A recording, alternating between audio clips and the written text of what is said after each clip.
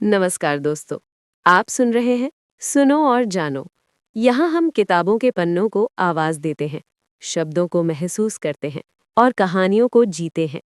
आज हम आवाज देने जा रहे हैं कांता भारती के संवेदनशील उपन्यास रेत की मछली को। एक ऐसी कहानी जो समाज के सच को उजागर करती है और हमें सोचने पर मजबूर कर देती है। तो आइए, आराम से बैठिए और इस शब्द यात्रा में मेरे साथ चलिए। चलिए, सुनते हैं और जानते हैं। दरवाज़ा किसी ने ठकठकाया। ऑफिस जाने को तैयार हो रही थी, इसलिए किसी का आना खल गया। कपड़े भी तो ठीक से नहीं पहन पाई थी। ऑफिस जाने की व्यस्तता और असमय आगंतुक के कारण मन क्षुब्ध हो आया था। दरवाजे पर चपरासी था। उसने बताया, मेम साहब याद कर रही हैं। मेम साहब यानी श्रीमती डेविड, युवा महिला संघ की सेक्रेटरी। मन में खींच भर रही थी। ऑफिस जाने के वक्त ही बुलाने की जरूरत क्यों पड़ गई? जैसे तैसे कपड़े पहने और नीचे आई। मेज के पीछे से चश्मे में छिपी हुई आंखें उठाए बिना उन्होंने कहा, बैठिए। मैंने धीरज संभालते हुए कहा, देखिए मैडम, मुझे ऑफिस जाना है। आप शाम को बात नहीं कर सकती? बात यह है कि मुझे ज्यादा कुछ तो कहना नहीं है और शाम तक हो जाएगी देर। अपनी आवाज को और मीठा बनाते हुए उन्होंने कहा, माय डियर चाइल्ड, बुरा मत मानना। इस संघ के भवन में तो केवल कुंवारी या विधवा लड़कियां ही रह सकती हैं। इसके सिवा दूसरे के लिए हमारे यहाँ रहने की कोई व्यवस्था नहीं है। वैसे तुम चिंता मत करो, महीने 2 महीने जब तक कोई अन्य व्यवस्था नहीं हो जाती तुम यहीं रहो। मैंने संयत लेकिन दृढ़ स्वर में कहा, लेकिन मैडम, जब मैंने यहाँ प्रवेश लिया था मैंने इस बात को छुपाया नहीं था। और फिर अब तो मुकदमा भी शुरू हो चुका है। पिछले 5 साल से तो मैं बिल्कुल अकेली रह रही हूँ। जब मैं इस भवन में आई उस वक्त ऐसा कुछ बता देती। मेरी बात पूरी भी नहीं हुई थी कि वो बीच में ही बोल उठी। अब देखिए, उस वक्त तो हमसे गलती हुई। मैंने उन्हें रोकते हुए कहा, आपकी उस गलती के बारे में तो मैं कुछ नहीं कहना चाहती, लेकिन मैडम, आपके इस नियम में न्याय नहीं है, तर्क नहीं है। उन तमाम लड़कियों के बारे में आप क्या सोचती हैं जो कुमारी तो नहीं है पर अपने को मिस लिखती हैं? आप जानती भी हैं उन्हें? उनके चेहरे पर तनाव झलक आया। वो कुर्सी पर सीधी बैठ गई। कुछ क्षण बस मेरी आंखों में देखती रहीं, फिर बहुत सूखी हुई आवाज में बोली, dear child, you are not concerned. मुझे लगा जैसे यहाँ निजी व्यवहार के रास्ते में एक अंधी गली है। शायद मेरे चेहरे पर गहरा असंतोष उभर आया था। उस असंतोष को श्रीमती डेविड ने पहचान लिया, लेकिन उनके चेहरे का भाव जरा भी नहीं बदला। अपने आप को नियंत्रित रखते हुए उन्होंने कूटनीति भरे स्वर में फिर वही बात दोहरा दी कि वे मजबूर हैं, और ये भी कि इस मामले में नियम बहुत साफ है। नियम बहुत साफ है? मेरा गुस्सा फूट पड़ा। यानी जो झूठ बोलकर नियम तोड़े वो सही है और जो सच बोलकर वैसा ही करे वो अपराधी है? ये नियम नहीं, ढकोसला है। और भी जाने मैं क्या क्या उस वक्त गुस्से में कह गई। मेरे उन शब्दों की क्या प्रतिक्रिया हुई ये पढ़ने की स्थिति में मैं नहीं थी। उनका कमरा छोड़ते हुए मैंने कहा, मुझे नहीं चाहिए आपकी कृपा। 1-2 महीने नहीं, 1-2 दिन भी ठहरना मैं अपमान समझती हूँ। आपने नियमों का ज्ञान कराया, इसके लिए आभारी हूँ। मैं ऑफिस जाने के लिए तैयार हुई थी, लेकिन अंतःस्थल अस्त व्यस्त हो उठा था। मन इतना अधिक उद्विग्न हो गया कि ऑफिस जाने की इच्छा ही नहीं हुई। तेजी से अपने कमरे में लौटी और जो चीज़ हाथ आई उसे उठा उठाकर बिस्तर पर पटकती चली गई। बिस्तर के ऊपर और आसपास फर्श पर चीज़ें बुरी तरह बिखर गईं। सच तो ये है, क्षोभ की अभिव्यक्ति के सिवाय ये भवन छोड़ने की तैयारी भी करनी है ये मैं भूल गई थी। उधड़े हुए बिस्तर के सिरे से एक नन्हा सा रुपहला फ्रेम चमक रहा था। फ्रेम के बीच दिखाई देते काले सफ़ेद धब्बों के बीच अचानक एक कोमल चेहरा उभर आया। उस कोमल आकृति के उभरते ही जैसे खौलता हुआ क्षोभ धीरे धीरे बैठने लगा। क्षुब्ध मन आर्द्र हो आया, आंखों की कोर भी गीली हो गई। साहस नहीं हुआ कि रुपहले फ्रेम में जड़ी उस भोले चेहरे की तस्वीर हाथ में उठा लूं। क्षोभ का उबाल थम गया था, इसलिए धीरे धीरे बिखरा हुआ सामान एकत्र करती रही। लेकिन ऐसा लगा जैसे जैसे जैसे मैं सामान इकट्ठा करती जाती हूँ, मन की गांठें बिखरती जाती हैं। जैसे एक कसी हुई रस्सी जिसका एक एक तार खुरता जा रहा हो। एक चीज के साथ जुड़ी दूसरी चीज अलग होती गई और सब कुछ बिखरने लगा, सब कुछ टूटने लगा। परित्यक्ता, केवल इसी एक शब्द के साथ बिखराव और टूटन की लंबी श्रृंखला जुड़ी हुई है। टूटन के इस अछोर क्रम में आज ये युवा महिला संघ के भवन से ये अलगाव भी स्वीकार करना होगा। दूसरा उपाय नहीं। निरंतर अपने आप से लड़ती हुई अब मैं यहाँ पर ये छोटी सी लड़ाई छेड़ दूं, ये नहीं होगा। हाथ एक निश्चित दृढ़ता के साथ काम करने लगे। थोड़ी देर में संघर्ष के जीवन से धड़कते उस कमरे में निष्प्रभ वातावरण उतर आया। सामान अधिक नहीं था। उसे सावधानी से इकट्ठा करने के बाद मैं नीचे आई। फोन श्रीमती डेविड के ही कमरे में था। एक क्षण ठिठकने के बाद बिना उनकी ओर देखे मैं फोन की ओर बढ़ गई। उन्होंने भी संभवतः मेरी ओर नहीं देखा। कुमुद फोन पर ही मिल गई। मैंने धीमे पर दृढ़ स्वर में कहा, तुम्हें तुरंत यहाँ युवा महिला संघ पहुंचना होगा। कुमुद को आने में कोई 20 मिनट से ज्यादा नहीं लगे होंगे, लेकिन मुझे ऐसा लगा जैसे एक युग बीत गया हो। अभी वो टैक्सी से उतरी ही थी कि मैं लपक कर उसके पास पहुंच गई। मैंने जल्दी से कहा, टैक्सी अभी जाने मत देना। कुमुद कुछ पूछती उससे पहले ही मैं झपटती हुई अपने कमरे की ओर बढ़ गई। सामान नौकर के बजाय खुद उठाया और किसी तरह लड़खड़ाती हुई टैक्सी तक लाई। कुमुद परेशान हो उठी। उसकी आंखों में प्रश्न थे, चिंता थी, लेकिन मैंने बस इतना ही कहा, घर चलो, वहीं सब कुछ बता दूंगी। छोटी सी कोठरी, हाँ, उसे कोठरी ही कहा जा सकता है। एक बड़ी कोठी के सर्वेंट क्वार्टर की मामूली सी जगह। अवसर दूसरा होता तो शायद मन में आता, महलों से झोपड़ी में आ गई, लेकिन उस वक्त सोचने की शक्ति ही कहाँ थी। कुमुद की सहानुभूति से वो कोठरी बिना सजावट के ही सज उठी थी। फिर भी मन बहुत उद्विग्न होकर भटकने लगा। सामान खोलते हुए बरसों पहले का अपना घर स्मृति को छू जाता था। वही घर जिसे कभी मैंने और शोभन ने बड़े यत्न से सजाया था। गुलाब, पनसुतिया, नीलकमल, कैक्टस पर चढ़ी लताएं, एक सुंदर सा घरौंदा जिसे प्यार से बसाया था। वो घर सादा था पर सुख से फूलता था। कहाँ होगा, कैसा होगा उस घर का सुख सौरभ। डाल से गिरे किसी पत्ते की तरह बरसों भटकी हूं, और आज अगर कुमुद का स्नेह मुझे थाम न लेता तो किस अतल में जा ठहरती ये नहीं जानती। सहारा और साया, उसने कहा था वो जीवन भर मेरे लिए खड़ा रहेगा, मुझे छाया देगा। स्मृति के उस स्पर्श से मैं सिहर उठी, जैसे कोई कटे हुए अंग के तंतु छू कर हरे कर दे।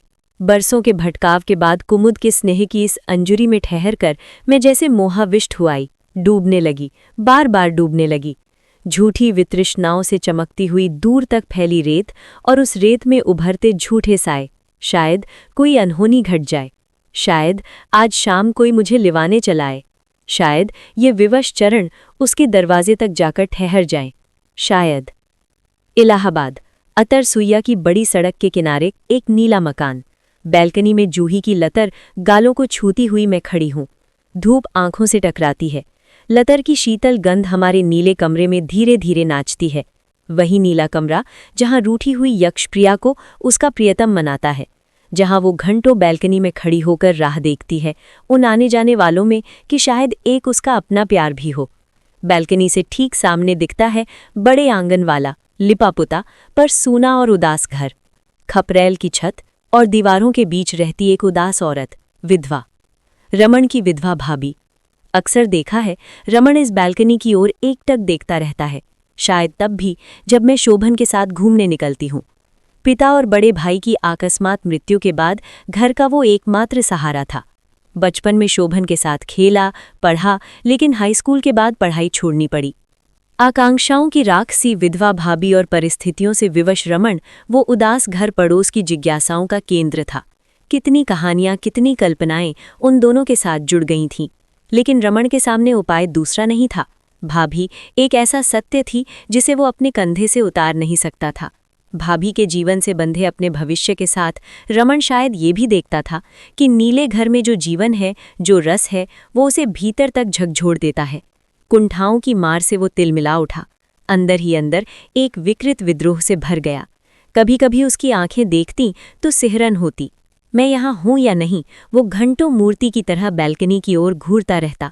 मैं हट जाती तो अजीब आवाज़ें सुनाई देती, जैसे प्रेत आत्माएं लड़ रही हों। रमन ऊंची आवाज में अपनी भाभी से झगड़ता, कभी भागदौड़ की आहट, कभी चीखें, कभी मारपीट की चर्चा। लोग कहते वो अपनी भाभी को पीटता है। जूही और गुलाब पर उतरती ऋतुओं के साथ 2 बरस हवा की तरह बीत गए। प्रेत सी वे आवाज़ें जूही और पनसुतिया के फूलों के साथ जैसे कांटों की तरह अनिवार्य हो गई। उस अस्वाभाविक, कुछ मनहूस से वातावरण के प्रति मन सहज हो आया था। शायद भीतर कहीं करुणा भी जाग उठी थी। उसकी नियति के प्रति दयार्द्र न होना अमानवीय होता। कैसा संयोग था, और शायद वही संयोग उसकी नियति का कारण भी था कि आज वो युवक एक प्रेतात्मा की तरह बेचैन हो उठा था। शोभन का बचपन का दोस्त था रमण। साथ खेला, साथ पढ़ा। पिता और बड़े भाई की मृत्यु के बाद कच्ची उम्र में ही परिवार का भार उठा लिया। हाई स्कूल मुश्किल से पास किया और फिर कॉलेज नहीं, दफ्तरों के चक्कर। और एक दिन टूटा हुआ पर संतुष्ट वो रमण घर और दफ्तर के बीच सीमित हो गया। कभी कभी सोचती हूँ, सामने के मकान की उन मनहूस दीवारों के भीतर क्या होता होगा। नौकरी से लौटा हुआ थका पराजित रमण और घर की दीवारों में घिरी उसकी विधवा भाभी। क्या वहां उन दीवारों के भीतर कोई जूही फूलती होगी? क्या उस बंधे पानी में कोई नीलकमल उगता होगा? और अगर उगता भी होगा तो शायद सिर्फ एक रात के लिए, सुबह मुरझाकर मर जाने के लिए। भाभी जवान थीं पर बंधी हुई। मर्यादाओं की दीवारें इतनी ऊंची थीं कि उनके इस पार झांकना भी मुश्किल था। मुमकिन है थका और पराजित रमण उस कुंठित युवती का अंकशाई भी हो। पड़ोस में तरह तरह की बातें थीं, दबी जुबान में ताने और फुसफुसाहटें। लोग कहते भाभी रमण की शादी इसलिए नहीं होने देना चाहती कि उसकी अपनी हसरत अधूरी रह जाएगी। उदासी, खिन्नता, अपमान, पराजय, इन सब ने शायद रमण को भीतर से ठंडा कर दिया था। रात के अंधेरे और सन्नाटे में सहसा वो चीखने चिल्लाने लगता। जो भी चीज हाथ में आती उठाता, फेंकता, तोड़ देता। भाभी को गालियां देता। भाभी के रोने की मनहूस आवाज बैल्कनी से तैरती हुई हमारे कमरे तक चली आती। इनकी बाहों में भी एक विवश कंपन दौड़ जाता। मैं भी सिहर उठती। सर्द, सहमी, अंधियारी रातों में घर घर की खिड़कियां खुल जाती। लोग गर्म कपड़े लपेटे बाहर झांकते। रमण चीखता। चीखते चीखते उसकी आवाज भर्रा जाती और क्रोध से फटती हुई आवाज में कहता, ये शोभन, इस शोभन को भी मैं जिंदा नहीं छोड़ूंगा, छुरा मार दूंगा। कभी कभी उसके स्वर में लाचारी भी होती। वो रोता, कसम खाता कि पढ़ेगा, बड़ा अफसर बनेगा और शोभन की तरह किसी सुंदर लड़की से शादी कर घर बसाएगा। कुछ दिनों बाद शोभन ने बताया, रमण ने यूनिवर्सिटी जाना शुरू कर दिया है। लेकिन ये खबर सुखद साबित नहीं हुई। एक दिन मैंने देखा, यूनिवर्सिटी जाते समय वो मेरे पीछे पीछे चला आ रहा है। मैं अस्थिर हो उठी, फिर अपने को संभाल लिया। अगले दिन फिर वही रिक्शे का पीछा करता हुआ रमण। खींच हुई, पर वो क्रम चलता रहा। कभी साइकिल पर पीछे पीछे आता, कुछ बुदबुदाता, कभी गुस्से से तमतमा उठता। उसका आतंक जब सीमा पार कर गया तो एक दिन मैंने चुपचाप अपनी सास को सब बता दिया। शोभन से भी कहा। क्षण भर चिंता इनके चेहरे पर उभरी, फिर डूब गई। उन्होंने सहज भाव से कहा, कोई बात नहीं, तुम्हारा मन पवित्र है तो रमण तुम्हारा कुछ नहीं बिगाड़ सकता, उसकी तरफ ध्यान मत दो। ध्यान न देती, लेकिन परिस्थिति उतनी सरल नहीं थी। रात को रमण का पागलपन बढ़ता जाता। कभी कभी वो छोटी बच्ची तक को पीटता। उस मासूम के चीत्कार और भाभी के रुदन से पूरा वातावरण कांप उठता। हम दोनों की नींद उड़ जाती।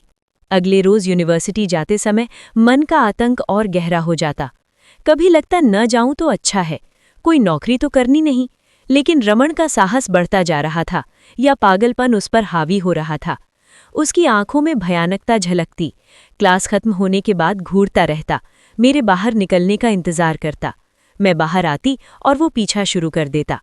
एक दिन देखा, उसकी साइकिल की कैरियर पर एक बड़ा सा पत्थर रखा है। वो पत्थर बराबर दिखता जैसे किसी अज्ञात से बदला लेना चाहता हो। उस दिन यूनिवर्सिटी पहुंचने से पहले ही अचानक रिक्शे की चेन उतर गई। रिक्शा वाला झुककर चेन चढ़ाने लगा। तभी मेरी नजर पड़ी, रमण। मैं सन्न रह गई। उसने साइकिल छोड़ दी थी, कैरियर से पत्थर उठा लिया था, शायद मेरी ओर फेंकने को। आज शायद अनहोनी घट जाएगी। डर से मेरी आंखें बंद हो गई। वे कुछ क्षण कैसे बीते पता नहीं। जब आंखें खोलीं, वो ज्यों का त्यों पत्थर उठाए खड़ा था। कांपते स्वर में शायद मैंने कहा, मैंने तुम्हारा क्या बिगाड़ा है? वो गालियां बकता रहा, गुस्से से कांपता हुआ। फिर पत्थर एक ओर फेंककर चला गया। तनाव की वो क्षण बीत गए, पर अब क्षोभ उमड़ आया। यूनिवर्सिटी पहुंचते ही मैं सीधे प्रॉक्टर के कमरे गई। घबराहट से कांपती आवाज में घटना बता दी। उन्होंने गंभीरता से सुना और निडर होकर जाने को कहा। फिर भी मन कांपता रहा। रमण की दुश्मनी का कारण समझ नहीं आता था। क्लास में बैठी, पर मन वहां नहीं था। क्लास खत्म होने के बाद आतंकित मन लेकर स्टाफ रूम के सामने जा खड़ी हुई। साहस कर चिक उठाकर भीतर देखा, शोभन शर्मा जी के साथ बहस में व्यस्त थे। शर्मा जी ने पहले मुझे देखा, अंदर बुलाया। मैं अपनी घबराहट छिपा नहीं पा रही थी। शोभन ने पूछा, क्यों कुंतल, बात क्या है? चाहा सब कह दूं, पर रुक गई। सिर्फ इतना कहा, कुछ जरूरी काम था, सोचा आपके साथ घर चलूं। वे बोले, अभी तुरंत जाना मुश्किल है, क्लास लेनी है। मन हुआ सब कह दूं, पर संकोच बांधता रहा। उनका सहज कहना, तुम घर जाओ, मैं बाद में आऊंगा, मुझे भीतर तक कचोट गया। लगा तूफान में अकेले छोड़ दिया। रिक्शे पर बैठी रास्ते भर पीछे आगे देखती रही, कहीं वो पागल प्रेत न दिखाई दे। मन ही मन ईष्ट का ध्यान करती रही। घर पहुंची तो जैसे सांस लौटी। माँ को सब बता दिया। उन्होंने सहलाया, ईश्वर रक्षा करेगा, शुक्र है पत्थर नहीं फेंका, नहीं तो मैं अपनी बहू कहाँ से लाती। खाने का मन नहीं था, फिर भी थोड़ा खाया। तभी दरवाजे पर आवाज हुई। मैं सहसा घबरा गई। माँ बोली, तुम बैठो, अब मैं दरवाज़ा खोलूंगी। दरवाज़ा खुला, शोभन की आवाज़ आई, माँ, कुंतल नहीं आई क्या? वे अंदर आए, चेहरे पर चिंता थी। मुझे देखते ही पास आए, फिर माँ के संकोच से अलग हट गए। हाथ मुंह धोकर कमरे में चले गए। नाश्ता लेकर पहुंची तो लगा प्रतीक्षा कर रहे थे। सामान एक ओर रखकर बाह पकड़कर बोले, आज स्टाफ रूम में कैसे आ गई? चेहरे में झांकते हुए मुग्ध सी आंखों से बोले, विभाग में लोग तुम्हारी तारीफ कर रहे थे। शर्मा जी तो बरस पड़े, कहने लगे तुम्हें सुनना चाहिए था। सच कहूं कुंतो, तुम्हारा स्वर सुनने के लिए ही तो जीता हूं। फिर धीमे से, तुम्हारे जाने के बाद जी उखड़ गया, कुछ आशंकाएं भी उठीं। उन्होंने कंधे भींच लिए, कान के पास ओठ लाकर फुसफुसाए, कहीं चलना था। उन क्षणों की मधुरता तोड़ने का साहस मुझमें भी नहीं था। पहली बार मैंने बात टाल दी। धीरे से कहा, कुछ नहीं, आप पहले नाश्ता कीजिए। मन के गहरे में छुपी हुई बात उनसे पढ़ी न जाए, ऐसा भी संभव नहीं था। ये मुझे भी मालूम था। मैं ये भी जानती थी कि जब तक अंदर की बात उन्हें बताऊंगी नहीं, तब तक वे बात को टलने नहीं देंगे। इसलिए तुरंत ही मैं शर्मा जी के बारे में पूछने लग गई। इतना अंतराल अवश्य हो सका कि वे चाय पी ले, लेकिन फिर तुरंत ही वे प्रसंग पर लौट आए। मैं बर्तन लेकर उठने को ही थी कि उन्होंने फिर हाथ थाम लिया। तन्मय होकर बोले, छोड़ो ना ये सब गुंतो, पहले बात बताओ ना, क्या है? सच तो यह है कि अब वो बात बताने का वैसा साहस मैं बटोर नहीं पा रही थी। रमन की वो घटना इनके भावुक हृदय पर कितना गहरा आघात पहुंचा सकती है, इसका अनुमान मुझे था। किंतु वे अब इस बात को अच्छी तरह समझ गए थे कि मैंने उनसे कुछ छुपाया है और उसे छुपा ही रहने देना चाहती हूँ। ऐसे क्षणों में दूसरे को विवश करना उन्हें आता था। बस अपनी बाहों में कसकर जकड़ लिया। एक क्षण के लिए लगा कि कहीं उस दबाव से ही बात बाहर ना आ जाए, लेकिन संतुष्ट हुई कि एक चुंबन ने ओठों को बंद कर दिया। लेकिन कितनी देर? अंतर की बात चुंबन की मधुरता के चुंबकीय आकर्षण के साथ साथ ओठों तक आ गई। बात कहते कहते मन भारी हो आया, आंखें भीग गई। रमन की उस हरकत के एक एक पहलू के बारे में विस्तार से उन्होंने सुना और गंभीर हो गए। मेरे कंधों पर से उनकी बाहों का कसाव ढीला हुआ और वे धीरे से उठकर खड़े हो गए। कुछ देर सोचते रहे, फिर जैसे उलझे और खोए हुए से कमरे में टहलने लगे, इधर से उधर से इधर। वे टहलते रहे और मैं उद्वेग से घुटती रही। गहरा मौन मेरे अंतर को सालने लगा। बेचैन होकर मैंने कहा, आप अचानक चुप क्यों हो गए? मुझे घबराहट हो रही है। मेरे स्वर में कायरता भर आई थी। व्यग्रता से पूछा, बता दीजिए ना, मैंने कुछ गलत किया? उनका टहलना रुक गया। बहुत गंभीर स्वर में बोले, ऐसी कोई बात नहीं। चिंता ये है कि प्रॉक्टर ने उसे पुलिस में दे दिया होगा। मुकदमा चलेगा। जब तक फैसला नहीं होता वो बंद रहेगा। सारी यूनिवर्सिटी में चर्चा होगी। लोगों को क्या, छोटी सी बात भी स्कैंडल बनते देर नहीं लगती। मैं सन्नाटे में आ गई, गला भर आया। इससे तो अच्छा होता कि वो पत्थर मार देता और मैं मर जाती। मैं सुबकने लगी। वे फिर उसी तरह गंभीर टहलते रहे। संभवतः वे इतने गंभीर थे कि मेरे रोने की ओर उनका ध्यान भी नहीं गया। तभी जैसे एक विस्फोट हुआ। बाहर वही मनहूस शोर उभरा। रमन की भाभी जोर जोर से रो रही थी और शोभन को बुरा भला कहती जा रही थी। यंत्रवत मेरी हथेलियों ने आंखों और गालों से आंसू पोंछ लिए। व्यस्त होकर मैं उठी और भरसक ध्यान मोड़ने के लिए अनावश्यक रूप से बिस्तर उलटने पलटने लगी। वे और अधिक गंभीर हो उठे थे। रमन की भाभी की एक एक बात उसके रुदन के साथ वातावरण में गूंज रही थी। आसपास शायद लोग भीड़ लगाकर सुनने लगे होंगे। वो रो रो कर कहे जा रही थी, अब शोभन का कलेजा ठंडा हो गया होगा। मैं बेवा हो गई तो लोग जो चाहे जुल्म ढाएं। रमन के सिवा कौन है मेरा? क्या बिगाड़ा था रमन ने शोभन का? उसके खून के प्यासे हो गए हैं सब लोग। मुझे होश नहीं कि उसके बाद क्या क्या सुना। कभी कभी ऐसा लगता था जैसे एक ही बात किसी मशीन से दोहराई जा रही हो। कर्कश रुदन की आवाज़ मन को ऐसे कुरेदती थी जैसे बहुत सी सुइयां कोई चुभो रहा हो। कई बार चाहा कि शोभन की ओर देखूं, लेकिन साहस नहीं हुआ। शोभन शायद मुझसे ज्यादा पीड़ित थे। बहुत रात गए ही वो सारा कांड शांत हो पाया, लेकिन उस शांति के बाद भी वातावरण सहज नहीं हुआ। भारीपन ज्यों का त्यों बना रहा, बल्कि मनहूसियत और बढ़ गई। बालकनी में आकर उस मनहूस मकान की ओर देखने की भी इच्छा नहीं हुई। माँ से मालूम हुआ उस घर में चूल्हा नहीं जला।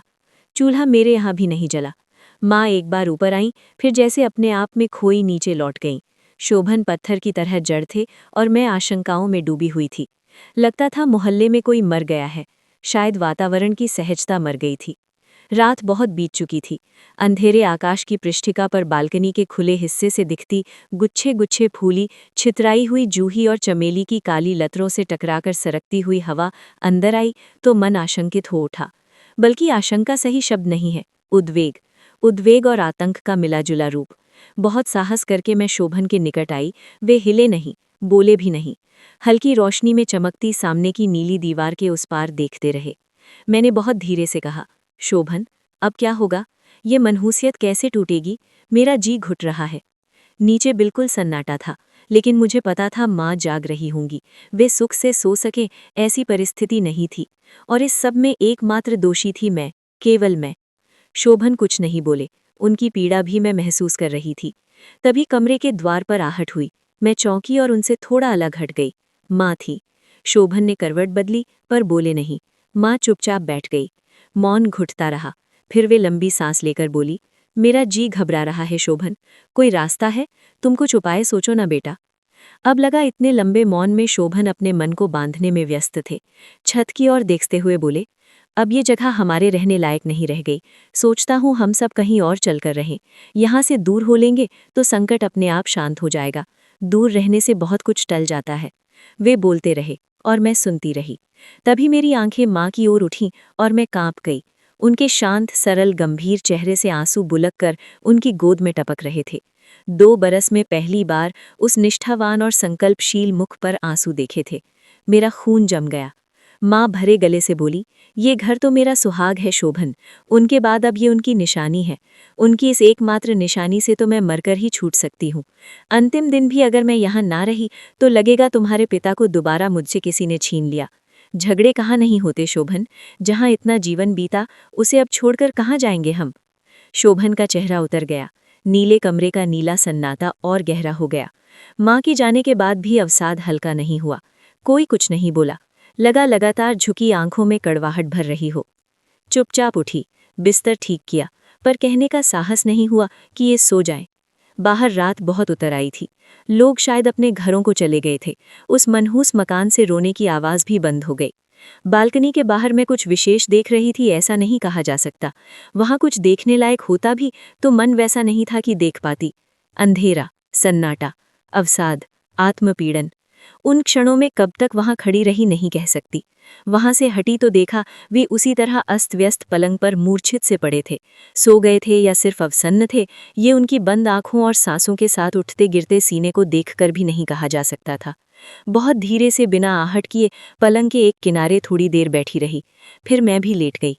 अवसाद मेरी शिराओं में तनाव की तरह फिर छा गया। चाहा कि उनकी ओर घूम जाऊं, लेकिन घूम न सकी। एक क्षण के लिए प्रतीक्षा की कि उनकी बाहें मेरी ओर बढ़ेंगी और मैं उनमें समा जाऊंगी, लेकिन वैसा कुछ नहीं हुआ। कुछ भी नहीं हुआ। हमेशा की तरह माथे का चुंबन भी नहीं लिया गया। गर्म उंगलियों से छेड़ा भी नहीं गया। अवसाद में डूबी कब सो गई पता नहीं चला। सवेरे जागी तो पता चला वे कहीं जा चुके थे। मन दुश्चिंताओं से भर उठा। दोपहर तक बेचैनी बहुत अधिक बढ़ गई। मुंह न जाने कैसे कैसे स्वाद से भर गया। माँ ने नाश्ता और खाना तैयार जरूर किया, लेकिन खाया उनसे भी न गया। दोपहर के बाद कहीं वे आए। आंखें झुकी हुई थीं, चेहरा उतरा हुआ और गंभीर। चुपचाप अपने कमरे में जाकर लेट गए। माँ ने मुझसे कहा कि मैं शोभन के लिए खाना ले जाऊं। हो सकता है मेरे आशंकित मन का संकोच हो कि एक एक करके खाने की चीज़ें सजाने में काफ़ी समय लग गया। कमरे में जाने के लिए साहस जुटाना पड़ा। वे ज्यों के त्यों लेटे रहे। हिम्मत न हुई कि इनके माथे पर हाथ रखकर देखें तबीयत तो ठीक है। बहुत धीरे से बोली, उठिए, हाथ मुंह धोकर खाना खाकर आराम कीजिए। जाने उनकी जी में क्या आया कि वे चुपचाप उठे, हाथ मुंह धोकर खाने बैठ गए। मुझे भी खाने को अपने साथ बिठा लिया। अनमनी मन से थोड़ा सा खाया। खाते समय चाहकर भी मुझसे कुछ बोला न गया। आज तो उनके हाथ में कोई किताब भी नहीं थी। किताब होती तो शायद मन कुछ बदलता। तनाव 1-2 दिन का नहीं था। मन को इतना समेटा भी न जा सका कि वो तनाव टूट सके। कई दिन बीत गए। उनके मित्र भी आए थे। वो नीला कमरा उन्मुक्त हंसी से गूंजा नहीं। बहुत धीरे धीरे उन्होंने बातें की। शायद कुछ मशविरा भी हुआ। मन में उत्सुकता थी, लेकिन पूछ कुछ भी न सकी। कई दिनों के सलाह मशविरे के बाद पता चला कि एक समझौता हुआ है। तय ये हुआ है कि मुकदमा वापस ले लिया जाए और रमन माफ़ी मांग ले। लेकिन ये सब हो कैसे? रमन तो पागल हो चुका था। उससे इस बात की संभावना कम थी कि वो सहज रूप से समझौते के लिए तैयार होगा। उसके मन की गांठें उसके सामने कौन खोलता, और वो उन्हें खोलने भी कब देता? उसकी कुंठा आईना देखने को तैयार कैसे होती? लेकिन अब शोभन भी जिद पर आ गए थे। उन्होंने दृढ़तापूर्वक कह दिया था कि अगर वो माफ़ी नहीं मांगता तो मुकदमा वापस नहीं होगा। अनजाने और अनचाहे ही उस तनाव में मैंने महसूस किया कि मैं माँ के इष्ट देव को याद कर रही हूँ। पूरा महीना इसी यातना में बीता। शायद रमन की समझ में आ गया था कि मुकदमा वापस न हुआ तो उसकी नौकरी छूट सकती है। एक दिन उसने माफ़ी मांग ली। तब दिन सहसा बदले हुए लगने लगे। बालकनी में जूही के गुच्छे फूल आए हैं, मैंने देखा। उसकी कोमल पत्तियों पर धूप की किरणें नाचती हैं, ये भी मैंने देखा। उस दिन से हवा कुछ अच्छी लगने लगी। शोभन ने बताया कि उन्होंने कहीं कोई मकान रहने के लिए देखा है। माँ फिर उदास हो गई। स्वर्गीय पति की स्मृति से ये मकान छोड़ना उनके लिए सबसे बड़ी यातना थी। मकान के एक एक कण से उनकी चेतना जुड़ी थी। उनकी मर्यादा, उनकी आसक्ति और उनका आश्वासन, सभी कुछ था वो मकान। लेकिन उपाय भी क्या था? मुझे याद है जब उन्होंने जाने कहाँ खोई हुई आवाज़ में कहा था, जब तुम्हारे पिताजी ये मकान बनवा रहे थे, कुछ रुपयों की कमी हो गई थी। उस समय मैंने अपना एक एक जेवर उन्हें दे दिया था। अंततः शोभन जीते। बेटे का मन और बहू की मर्यादा की रक्षा के लिए माँ ने अपनी भावना की बलि दे दी। हाँ, ये ज़रूर मैंने देखा कि उसके बाद अक्सर वे सोए साए चौंक कर उठ बैठती थी। उन्हें जैसे घबराहट सी भी होती रहती। कुछ महीनों में ही जैसे वृद्धावस्था उन पर दूनी होकर उतर आई थी। मैंने ये भी देखा कि उन्हें बुखार आने लगा था। अपने आप से एक दिन मैंने उन्हें कहते पाया, कैसे छोड़ेंगी ये सब भगवान, कैसे छूटेगा ये सब, और अब कैसे रहा जाएगा वहाँ, ऐसी पराई जगह, जीना भी कैसे होगा? मैं सोचती कि उनके जैसे संस्कारों वाली साध्वी ये भी तो सोचती होंगी कि अपना घर बेचकर अशुभ है और उसे बेचकर किराए के मकान में रहना संस्कारहीनता। एक दिन उन्होंने कहा, मुझको यहीं छोड़ दो, तुम दोनों ही रह लो वहाँ। लेकिन ये भी होता कैसे? स्थिति सहज नहीं हुई थी। उन्होंने ये भी सोचा होगा कि इस तरह अलग रहकर स्थिति और बिगड़ेगी, सुधरेगी नहीं। लोग ये भी तो सोच सकते हैं कि लड़के ने अपने मन की शादी की और अलग हो गया। शायद चुपचाप वे कई बार रोई भी थीं, क्योंकि कई बार उनकी ओर देखती तो लगता कि उनकी आंखें लाल और सूजी हुई हैं। मैं पूछती तो एक लंबी सांस लेकर चुप हो जाती।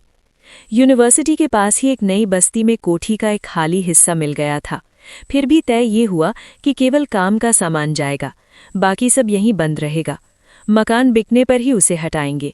माँ ने तो मुहूर्त भी पूछ लिया था। सामान लदवाते वक्त माँ रो पड़ी। किसी तरह मजदूरों को बाहर भेजा और आंगन में जाकर बुरी तरह फूट पड़ी। उनका धैर्य टूट गया था। मुझे माफ़ कर देना, मैं जीते जी ये घर छोड़कर जा रही हूँ। मेरा रक्त जम गया। मुझे लगा मैं ही हूँ इस यातना की जड़। वे भी अवसन्न थे। पास पड़ोस से इकट्ठा हुए लोग इस समय कचोट रहे थे, खल रहे थे। विचित्र मनहूसियत फैल गई थी। जैसे तैसे माँ को शांत किया। शोभन भी चाह रहे थे कि अब जल्दी से जल्दी यहाँ से हट जाया जाए। हल्का सामान तांगे पर लाद लिया गया और हम तीनों भी बैठ गए। शोभन ने हाथ जोड़कर सबको नमस्कार किया। तांगे वाले ने घोड़े को आगे बढ़ने के लिए उकसाया। शराब। उसने एक चाबुक लगाई। मैं सेहर उठी, चौंक गई। अंदर चल कुमुद की आवाज़ आई। चल खाना खा ले। मैं दोबारा चौंकी। अचानक ऐसा लगा जैसे अंजुरी में भरी हुई रेत सरक कर रीत गई। बीते हुए दिनों की वो परछाई भी गायब हो गई। यथार्थ की ठोस धरती पर मैं लौट आई। बीते हुए उस तूफानी प्रसंग से वापस आकर कुमुद के इस छोटे से कमरे में आश्वासन महसूस हुआ। खाना खाते समय कुमुद तरह तरह की बातें करके मन को अप्रिय प्रसंगों से दूर हटाने का प्रयत्न करती रही। मैंने उसकी आंखों में झांका तो उसने चेहरा नीचे कर लिया। जी में आया कहूं, तू अपने अप्रिय प्रसंग से अलग कट सकी है क्या? लेकिन मुझसे पूछा नहीं जा सका। जाने क्यों मेरी आंखें दोबारा गीली हो आईं। तो दोस्तों, ये था रेत की मछली का पहला भाग। अगला भाग सुनने के लिए हमारे साथ जुड़े रहिए। अगर आपको हमारी प्रस्तुति पसंद आई हो तो वीडियो को लाइक करें, शेयर करें और हमारे चैनल सुनो और जानो को सब्सक्राइब करना ना भूलें। सुनते रहिए और जानते रहिए। नमस्कार।